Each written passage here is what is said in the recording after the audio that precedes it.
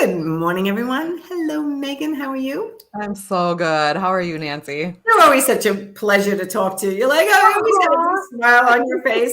Just for those of you who don't know me, I am Nancy Gansakover, business coach, body language trainer. And if you are listening on YouTube, please like, follow, subscribe so you get notified of future learning opportunities. I am here with my virtual CFO, Chief Financial Officer, Megan Dahle. And this is such a timely conversation, as I told you before, because we are doing a beta program with a very small group that we are going to rock their world by changing their lives over the next year. We've increased our Profit Insider Academy benefits, and we are talking about metrics right from the beginning in this session, so I can really show these interior designers the huge life-changing Yeah. numbers that's going to happen during the one-year program in the academy. So talk to us. How do we do this? Oh my gosh. I think the default is like, look at your income statement, look at your balance sheet. And we look at them and there's like, I don't know what okay, this means. sure. That sounds right. That seems about right. There's not really any surprises. But Right. like, what do I do with it? And in all these years of working with all these small businesses, I've come to find that there are really only 4 numbers that are important for deciding like, wait, where am I? What do I do next? What's going on? Yes. And they all come into a cycle. They're all part of the growth profit cycle. There are 2 growth numbers, there are 2 profit numbers that you need to keep your eye on. And I can best tell you about them with this graphic. So why don't we pop Okay, this up so I'm on the going to bring screen? the graphic up onto the screen. For those of you who are watching, I'm going to make myself disappear. Then I'll make Megan disappear, but you'll be able to hear our voices. Yes. Let me bring this up. 3, 2, So 1. you're going to see 4 bars on here, right? Okay, so we have the blue, the green, the orange, and the red. And starting from the left-hand side, what this is, it's a business model. This is a business model that tells me the health of a business based on 4 measurements. And the first one, the blue one, blue ocean, is your audience, right? The size, the amount of people who can hear your message, who are in your world, um, that this is not converting yet. This is the people who you are talking to. Now, a lot of people are like, well, I don't really know who's my audience. I don't know who hears me. I'm out on Instagram. I'm out on Facebook. I don't know who hears me. And that's totally okay. It's totally okay as long as you can measure the other 3. And I guarantee you can measure these other 3 parts. Okay. This green one is your sales Okay, so audience is blue. audience. Like how, like then we convert, like Sales how is many of green. them are coming on in and saying, yep, me, I want that. They're Okay. raising their hand and saying, "Here, take my money." It's your revenue number. And you can Mhm. measure this over any given time, whether it's a week, a month, a quarter, a year, whatever. Um, what are your sales? What's coming in? What do you know what's coming in? You could do this for future. You could do it for now. You could do it for the past. What Okay. are sales? The orange one is what is my company's capacity? What would if we were running on all cylinders, if we had plenty of sales coming in, what could we generate? What can we deliver in that time period Okay. for like collecting the revenue? So let me give you an example here real quick. So if we have sales coming in, let's say we have sales coming in of $100,000 a month. Mhm. Okay. But it turns out we take a look at our staffing, we take a look at what we're capable of actually producing. And sure, we may have said, yep, we'll take your $100,000. We'll have that done for you in a month. And this is an example, right? I know that these projects are never done in just a month. That's not Mhm. realistic. Right. But it turns out that with our staff and the hours that we have, we're only able to do $80,000 a month worth of work. Mm. That's not a judgment. That's totally fine. In fact, that's kind of a situation that's not a bad place to be, having more Yeah. sales than you can handle. Yeah. Um, but then how these 2 bars work in conjunction with each other. Say this orange bar is actually taller than the green bar. So your capacity is greater than your Yes. sales. Yes. So then you can look at it and say, hang on a second, our sales are down here, but our capacity is up here. That means that we have extra capacity. Mhm. So then your mind is going to places of, oh, should I go get more sales or should I decrease capacity? And Mhm. then you can think through the different ideas for each one that you have. And you're like, well, if I were to increase sales, how is that going to affect my other numbers, especially my last number here, which is one that is super important, which is your break-even point. Ah, Okay. So mhm. you want this red break-even point to be smaller than your capacity, because if it takes more than you're capable of doing in order to break even, you're not going to be in business very long. Or if Right. your sales are farther down than your break-even point, something's got to shift, right? So we Mhm. always want this nice um trajectory to go this way. And it might not Okay. be like even like this, but we want our break even to be smaller than our capacity, and our capacity to be either equal to or smaller than our sales. Gotcha. Because once your sales are higher than your capacity, that's when they're on my calendar going, I can't breathe. I can't lift my head. I can't sleep at night. I'm too busy. How Right. do I So hire? then the How do I change choices the process? become, do I Right. increase my capacity? Do I back Mhm. off on the sales? Do I increase my prices so I'm making Mhm. more money doing the same amount of work because there are people that want my stuff? Once you can see it graphically, what's going on in your business, you can start playing with the ideas of, oh, I need to decrease my break even point. And then it comes, but if I decrease my break even point, does that hurt my capacity? Does that hurt my sales? And you can, instead of thinking, I need sales, I need sales, I need sales, I need sales, Yeah. you start to think of the relationship of, if I do this, then what happens to those other things? And you can start constructing um, less risk into your decisions, because you're like, oh, you know what? I do need more sales. I think my capacity is just right. I think the demand is out there.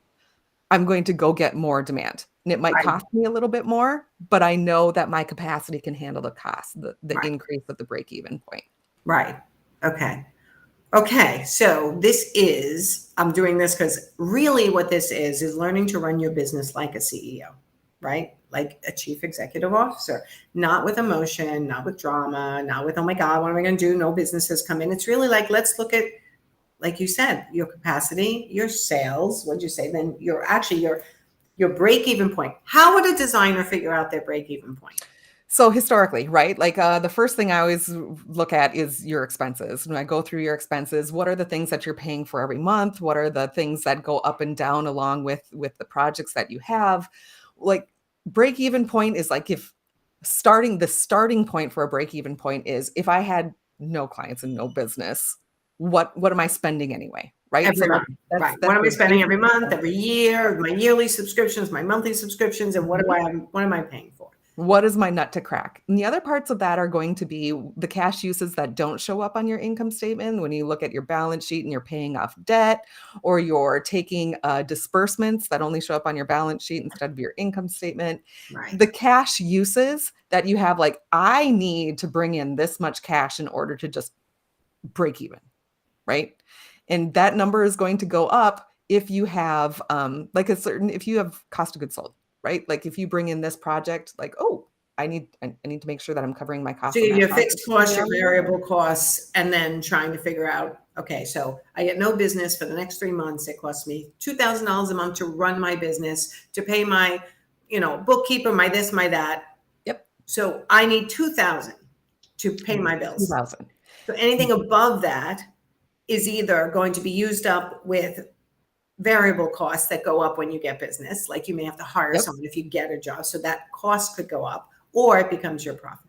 Yes. And so that's where, can we pop that up one more time? We can. All right, I'm going to make myself disappear so we can get it up a little bit more. Oop. Okay, here it comes. Okay. So these spots of space, right? Yeah. So this is profit. This is the money that you get to be a steward of. And that profit is going to be used to either protect your business, to reward you, to come back into the growth cycle and say, ooh, you know what? I have profit that I want to increase my capacity, and I want to go get more Mm, sales with it.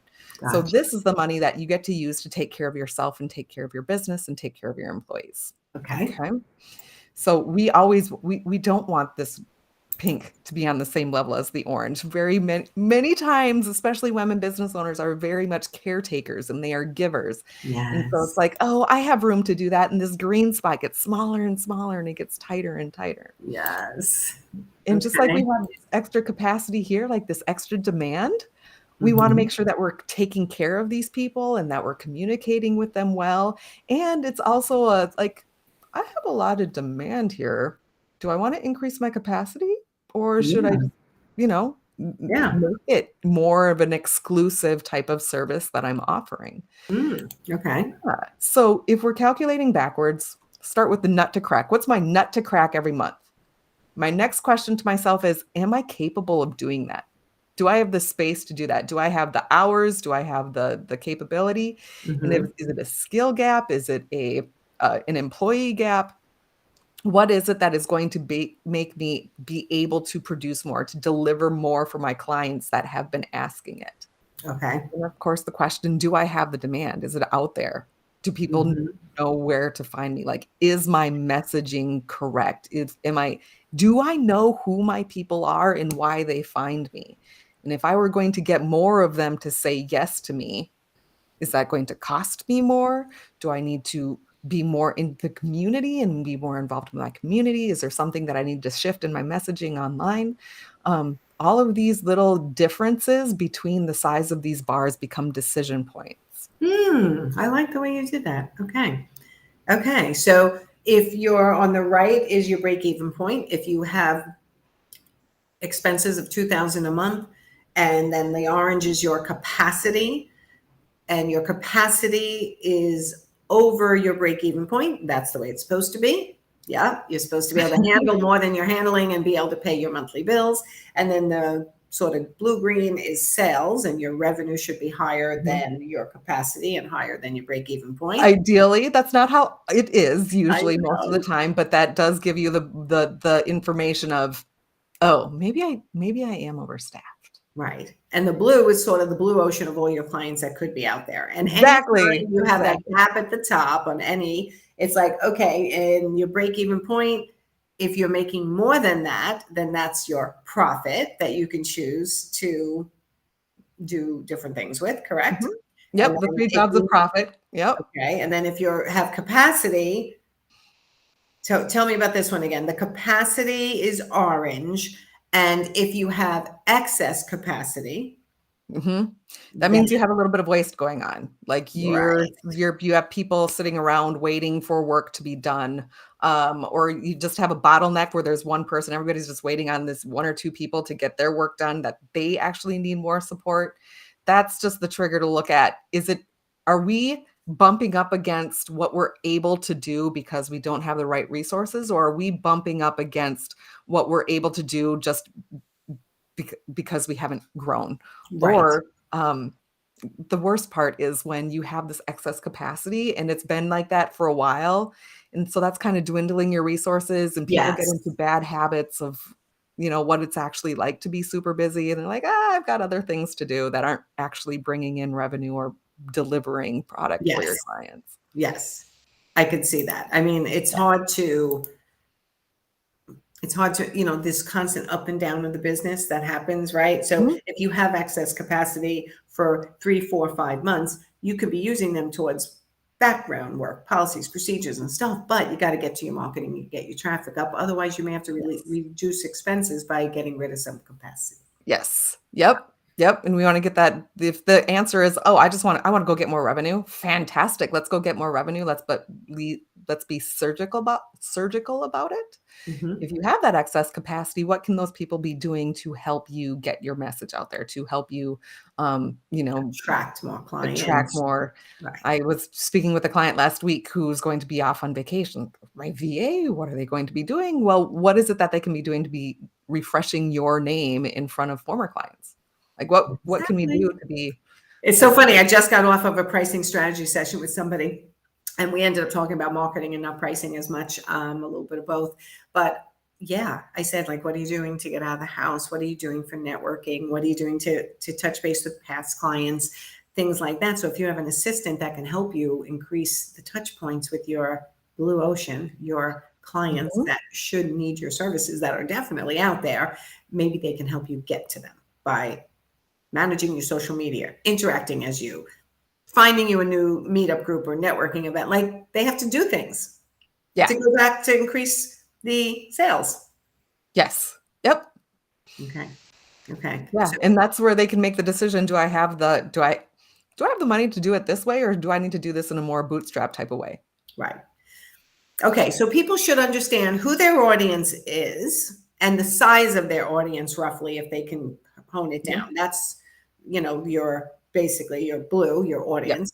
And then knowing your sales, your top line gross sales, every penny that came into your business for sales is that Mhm. number. And then understanding your capacity. How much can you actually handle in business and the variable versus the fixed costs in Yep. order to figure out your break even point.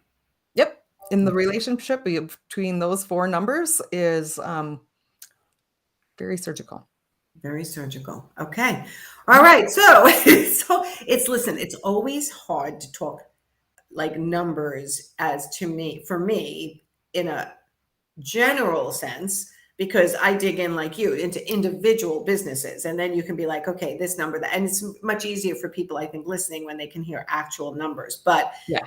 what Megan is showing you here is that start knowing your numbers if you don't know them now, because understanding your numbers is going to help you run your business without the emotion and actually understand, can you continue to pay what you're paying for the amount of business you're doing? Do you need to cut expenses? Do you need to go out and get more business? Do you need to do both? Yeah. And that's how Mhm. you do. All right. Did we Yes. miss anything? Oh, I don't think so. I mean, there's a lot of different little science pieces that can go into this, but like you said, like this is not meant to be a tactic. This is meant to be a light bulb, right? Yes.